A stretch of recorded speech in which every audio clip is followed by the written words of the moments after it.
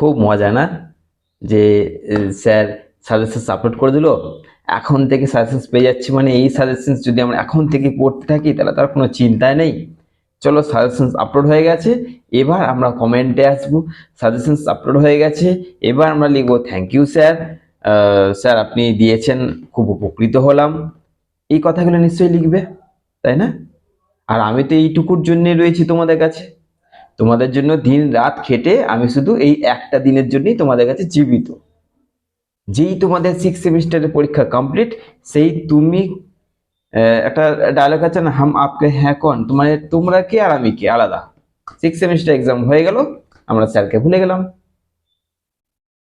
হ্যাঁ, আজকে তোমাদের বাংলা সাজেশন যেটা তোমরা দেখেছো, ঠিক দেখেছো, একদম ঠিক দেখেছো, কিন্তু আমার অভিযোগটা এখানে যে এই যে 5th সেমিস্টার থেকে 6 সেমিস্টার হয়েছো, মানে এটা নয় যে তোমরা নতুন কোনো ব্যাচ, তোমরা আমার সেই আগেকারই স্নেহের ছাত্রছাত্রী, জসিল একটা ব্যাচ।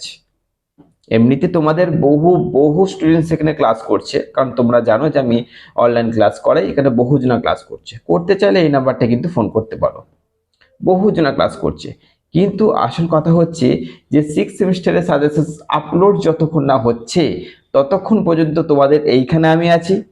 যেই আপলোড হয়ে গেল তোমরা আমার কমেন্টে চলে এলে, আর যেই এক্সাম শেষ হয়ে গেল কমেন্টে তোমাদের ওই লাস্ট দিনে থ্যাংক ইউ স্যার, অনেক অনেক উপকৃত হলাম, আপনার জন্য এই, আপনার জন্য ওই, এই করে তোমরা ব্যাস 2 দিন পর তোমরা সব গায়েব।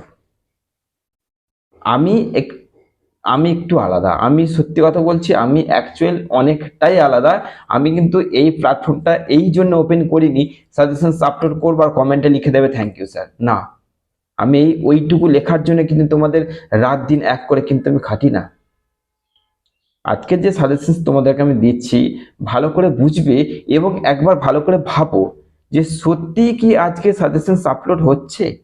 মানে এটা তো হয় না, কারণ তোমরা জানো এসএন একাডেমির তরফ থেকে সাজেশনস কিন্তু এত তাড়াতাড়ি আপলোড হয় না।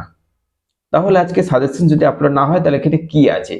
ভীষণ ইন্টারেস্টিং জিনিস আজকে তোমাদের দেখাতে চলেছি।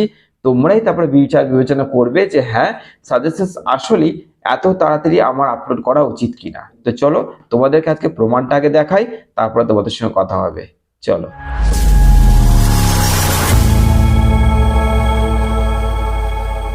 এই যে সাজেশনসটা আজকে তোমাদের আমি দিচ্ছি, প্রবন্ধ হোক নাটক হোক, দুই পক্ষের স্টুডেন্টসরা ভালো করে বুঝবে আমি এই কোশ্চেন যেগুলো বলবো সেইগুলোর দ্বারা আমি কি বোঝাতে চেয়েছি। ওকে?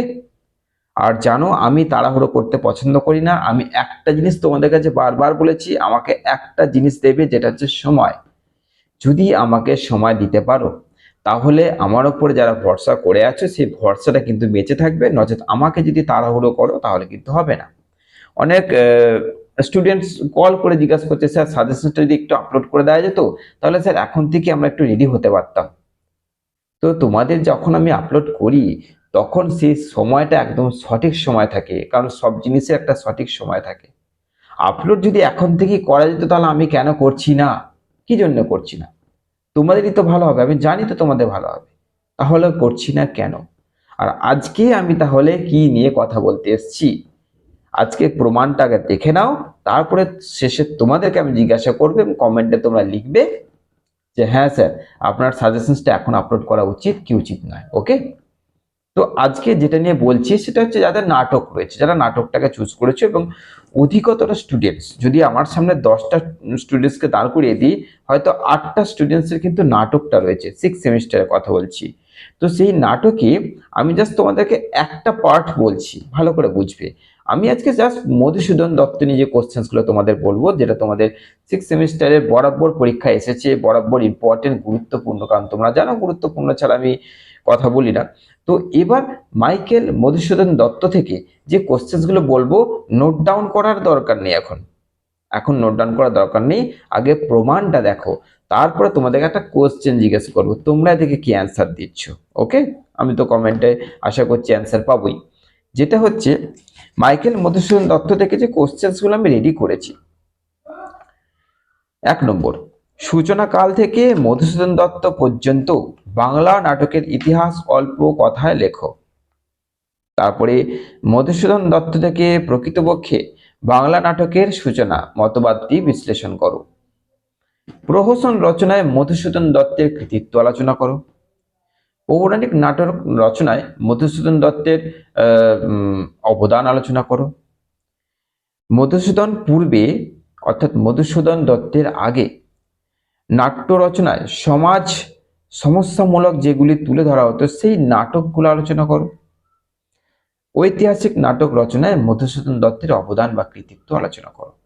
এবার তোমরা বলবে এই যে কোশ্চেনগুলোতে শুধু মধুসূদন দত্ত থেকেই বলে গেলাম, তোমাদের এবার যে কোশ্চেনটা করব সেটা হচ্ছে তোমরা আমাকে বলো কোন কোশ্চেনটা এই মধুসূদন দত্তের 6টা প্রশ্নের মধ্যে খুব খুব গুরুত্বপূর্ণ, কোন কোশ্চেনটা।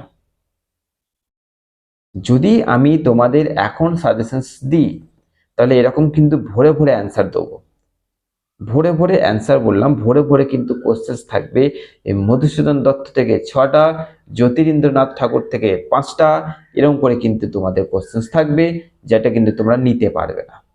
বা তোমরা নিয়ে নিলেও যখন পরীক্ষার দৌড় গোড়ায় চলে আসবে তখন খুঁজে পাবে না যে মধুসূদন দত্তের সব করে নিয়েছি তাহলে ইম্পর্টেন্ট কোনটা। এবার তোমাদের কাছে সেই প্রশ্ন, তোমরা আবার আমাকে বলো যে আমার কি এখন থেকে সাজেশনস করে দেওয়া উচিত।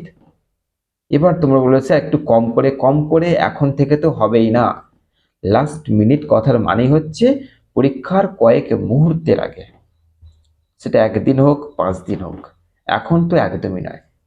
আর এখন সাজেশনস এর পিছনে দৌড়িও না, এখন তোমরা পড়াশোনা করো, সঠিক সময়ে আমি তোমাদের জন্য আপলোড করব, আমাকে একটু সময় দাও। তোমাদের প্রতি অভিযোগটা আমার কিন্তু মিটবে না। অভিযোগটা কি না, 6 সেমিস্টারের পরে এইসব আমার স্নেহের ছাত্রছাত্রীদেরকে আর স্নেহের ছাত্রছাত্রী বলতে পারবো না, কারণ তোমরা আর যুক্ত থাকবে না, ভুলে যাবে তোমরা। আর সত্যি কথা বলছি, লাস্ট সেমিস্টার তোমাদের আমি আমার জান পর্যন্ত দিয়ে দেবো তোমাদের জন্য, দিনরাত এক করে, খাওয়া দাওয়া হয়তো এমনি ছেড়ে দিই, তোমরা জানো যে তোমাদের জন্য আমি আমাকে দেখেই তোমরা বুঝতে পারো, লাস্ট সেমিস্টার তোমাদের জন্য জীবন পর্যন্ত দিয়ে দেবো, সেটুকুও করব। কিন্তু তোমরা একটু সময় দাও আর পড়ো, ভালো করে পড়াশোনা করো। আর যারা আমাকে ভালোবাসছো, বহু স্টুডেন্ট অ্যাডমিশন তো নিয়েছে, তোমাদের যাদের মনে হচ্ছে যে না এবার আমরা এখানে অ্যাডমিশন নিই, কারণ এই মাস তো যেহেতু শেষের দিকে চলেই এসছে, এপ্রিল মাস থেকে তোমরা শুরু করতে পারো, আরামসে শুরু করতে পারো।